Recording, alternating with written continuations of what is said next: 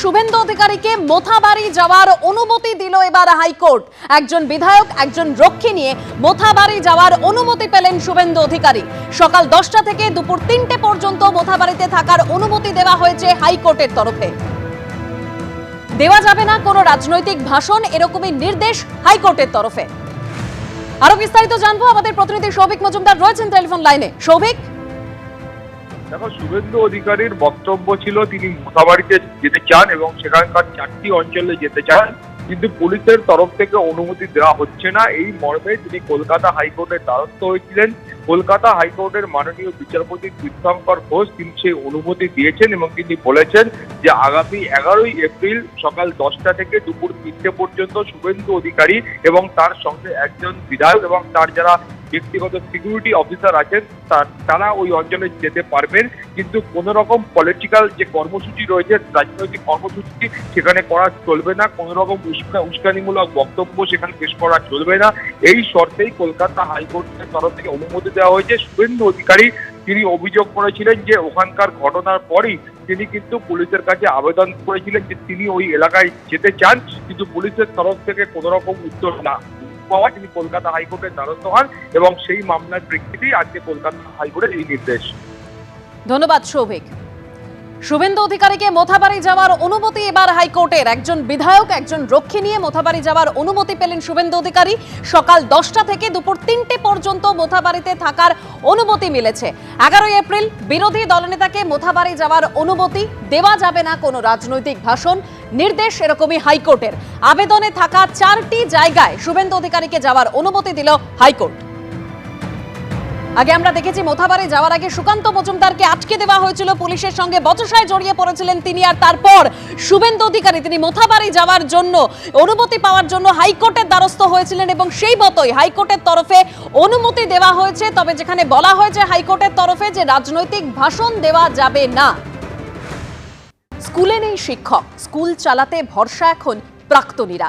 Supreme রায় চাকরিহারা 26,000। মুর্শিদাবাদের ধুলিয়ান বালিকা বিদ্যালয়ে চাকরি যায় মোট 18 জন শিক্ষকের। স্কুল চালাতে হিমশিম খাচ্ছে কর্তৃপক্ষ। 3,000 টাকায় স্কুলের প্রাক্তনীদের নেওয়া হয় ক্লাস করানোর জন্য। সপ্তাহে 6 দিন ডিউটি, মাস শেষে মিলবে 6,000 টাকা। সপ্তাহে 3 দিন ডিউটি, মাসের শেষে মিলবে 3,000 টাকা।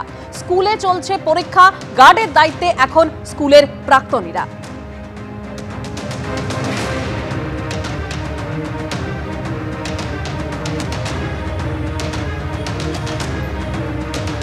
স্কুলে স্কুলে তৈরি হয়েছে নজিরবিহীন সংকট।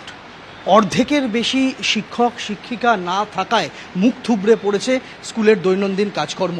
এই মুহূর্তে আমি দাঁড়িয়ে রয়েছি মুর্শিদাবাদের ধুলিয়ান বালিকা বিদ্যালয়ে, যে ধুলিয়ান বালিকা বিদ্যালয়ে ছাত্রীর সংখ্যা সব মিলিয়ে প্রায় 5,000-এর বেশি, অন্তত নথিভুক্ত রেকর্ড তাই বলছে। আর সেই স্কুলে শিক্ষিকা ছিলেন 27 জন। 27 জনের মধ্যে এক ধাক্কায় 18 জন শিক্ষিকা তারা চাকরি হারিয়েছেন। অর্থাৎ 27-এর মধ্যে 18 চলে যাওয়ার পর যে 9 জন শিক্ষিকা থাকার কথা, সেই 9 জন শিক্ষিকার মধ্যে মাতৃত্বকালীন ছুটিতে রয়েছেন একজন এবং অসুস্থতার কারণে নেই আরেকজন। রইল পড়ে 7 জন শিক্ষিকা। স্কুলের পরীক্ষা চলছে, 7ম, 8ম, 9ম, 10ম শ্রেণীর পরীক্ষা এই মুহূর্তে চলছে। পরীক্ষা কিভাবে দেওয়া হবে, পরীক্ষায় গার্ড কারা দেবেন, এই সংকট মোকাবিলার জন্য তড়িঘড়ি চুক্তিভিত্তিক শিক্ষিকা নিয়োগ করা হয়েছে এবং তাদের সঙ্গে চুক্তি হয়েছে যে তারা যদি সপ্তাহে 3 দিন ডিউটি করেন তাহলে মাসের শেষে তারা 3,000 টাকা পাবেন। যদি সপ্তাহে তারা 6 দিন ডিউটি করেন মাসের শেষে তারা 6,000 টাকা পাবেন। বেশ কিছু বায়োডেটা স্কুলের কাছে জমা থাকে সবসময়ই, সেই বায়োডেটাগুলির মধ্যে থেকে ঝাড়াই বাছাই করে এই শিক্ষিকাদের আপাতত চুক্তিভিত্তিতে নিয়োগ করা হয়েছে, যারা পরীক্ষার হলে গার্ড দিচ্ছেন।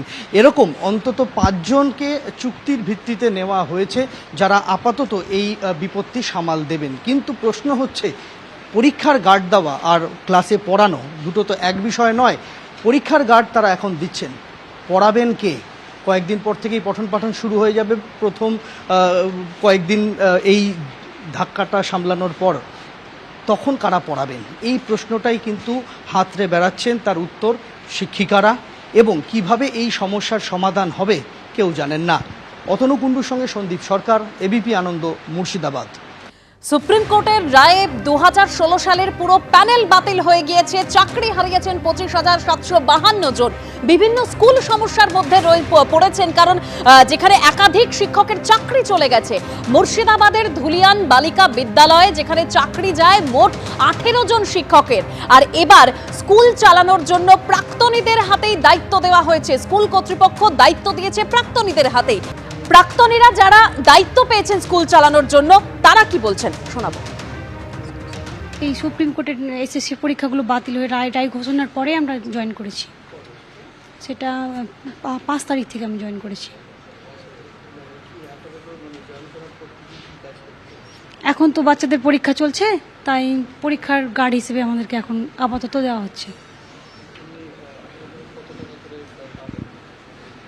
সেই রকম তো কিছু এখনো আলোচনা হয়নি, যদিও তবু বলেছেন ম্যাডামেরা যে একটা কিছু ব্যবস্থা করে দেবেন। আমাদের হঠাৎ করে এটা নিউজ আছে, তা আমরা ডকুমেন্টসগুলো যে জমা দিয়ে যাই এখানে, দিয়ে আমাদের পরে আবার ডাকা হয়। এখন পরীক্ষা চলাকালীন আমাদের থাকতে বলেছে। 3 দিন করলে 3,000 আর 6 দিন করলে 6,000, এটাই বলা হয়েছে। হ্যাঁ হ্যাঁ, এখনো সেটা উল্লেখ করেনি, মনে হয় 3 দিন। জি, আজকে আমার ফার্স্ট জয়েনিং এখানে, আমি আজকে থেকে জয়েন করেছি। যেহেতু এখন পরীক্ষা চলছে ফার্স্ট টার্মের, ওদের তো পরীক্ষার ডিউটি দেওয়ার জন্য আমাদেরকে এমার্জেন্সি জয়েনিংয়ের জন্য ডাকা হয়েছে। আর আপাতত তো আমাদেরকে সেরকমভাবে কোনো দায়িত্ব দেওয়া হয়নি। স্কুলের এক্সামটাকেই জাস্ট আমরা পরিচালনা করছি, চেষ্টা করছি যতটা আমাদের দিক থেকে সম্ভব হয় আর কি। হ্যাঁ হ্যাঁ, আমি আগে ডকুমেন্ট সাবমিট করেছিলাম, তো কাল শনিবারে আমাকে ডাকা হয়েছিল। ডেকে জয়েন করার কথা বললো, সেই জয়েন হয়েছি। বেতনে আমি এখন জানি না, এখন বলেনি ম্যাম, জানাবে বলেছে। মুর্শিদাবাদের ধুলিয়ান বালিকা বিদ্যালয় যেখানে চাকরি যায় মোট 18 জন শিক্ষকের, স্কুল চালাতে হিমশিম খায় স্কুল কর্তৃপক্ষ, তাই এবার প্রাক্তনীদের হাতে দায়িত্ব দেওয়া হয়েছে। যারা শিক্ষক রয়েছেন তারা কি বলছেন স্কুলের, শোনাবো। কষ্টকর পরিস্থিতি, কিন্তু স্কুল তো পরীক্ষা চলছে, সামেটিভ, ফার্স্ট সামেটিভ, টিচাররা নেই, কিন্তু আমাদেরকে কাজটা তো করে যেতে হবে, ওই জন্য করছি, কিন্তু খুবই অসুবিধাই। স্টুডেন্ট প্রচুর, হ্যাঁ 6,000 স্টুডেন্ট। আমরা পার্মানেন্ট টিচার ছিলাম ওই 30 জন মতো। তো সেক্ষেত্রে আমাদের এখন টিচার চলে গেছে 21-22 মোস্ট প্রবাবলি। আমরা এখন পার্মানেন্ট টিচার আছি 7 জন। আমাদের 19টা ঘরে পরীক্ষা হচ্ছে। একজন টিচার পার্মানেন্ট টিচার মেটারনিটি লিভে আছে, একজন সিসিএলে আছে। আর ক্যাজুয়াল টিচার আর 3-4 জন প্যারা টিচার দিয়ে আমাদের এখন পার রুম একটা করে টিচার অ্যালট করে আমরা পরীক্ষা চালাচ্ছি। না, প্যারা টিচার, হ্যাঁ ক্যাজুয়াল আমাদের 6-7 জন ছিলই, কিন্তু ইমিডিয়েটলি আমাদের নেওয়া হলো 4 জন। প্রথম দিন 4 তারিখ থেকে পরীক্ষা শুরু হয়েছে, 5 তারিখে আমাদের 4 জনকে নেওয়া হয়েছে, আর কালকে আরেকজন এসেছে, 5 হলো। ক্যাজুয়াল টিচারদের যেটা অ্যাকচুয়াল অ্যালট করা আছে, এটা মোস্ট প্রবাবলি 3,000 বা সামথিং, ওটা তো আমি ঠিক জানা নেই। ওরা সেটাই পাবে, ক্যাজুয়ালরা যেটা পায় সেটাই পাবে। আর মুর্শিদাবাদের ধুলিয়ান বালিকা বিদ্যালয়ের প্রধান শিক্ষক কি বলছেন শুনুন। স্কুল থেকে 18 জন টিচার, 2 জন নন টিচিং স্টাফের বর্তমানে স্থগিতাদেশ।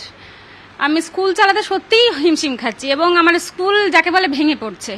একটা সময় এই 19 জন টিচার বা 18 জন টিচার থাকাকালীন অবস্থাতেই আমার টিচাররা 100 জনে 1 জন গার্ড দিত, আর এই 18 জন টিচার চলে যাওয়াতে এবার 200 জনেও 1 জন হচ্ছে না। এই পরিস্থিতিতে আমি সত্যি হতভাগা। স্কুল চালাতে গিয়ে আমার পরিস্থিতি সত্যিই খুব খারাপ। বিকল্প ব্যবস্থা বলতে এই মুহূর্তে কিছু ক্যাজুয়াল স্টাফ যারা আমাদেরই স্টুডেন্ট, গ্র্যাজুয়েশন করেছে বা মাস্টার ডিগ্রি করেছে, বিএড করেছে, তারাও চাকরি পায়নি। সেই অবস্থাতে তারা বিভিন্ন সময়, আমার যেহেতু 44খানা ভ্যাকেন্ট আগে থেকেই ছিল পোস্ট, তো তারা বিভিন্ন সময় বিভিন্ন ক্রাইটেরিয়ার জন্য ডকুমেন্ট সাবমিট করতো, তাদের মধ্যে থেকে বেছে নিয়ে কিছু পার্ট টাইমার টিচার নিয়োগ করা হয়েছে। কি আর পাবে বলুন, বলাটা খুব অপ্রীতিকর যে একজন এডুকেটেড পার্সন হয়ে এসে মাত্র 3,000 টাকার পারিশ্রমিকে তাদেরকে আমরা এই কাজগুলো করাতে বাধ্য করছি।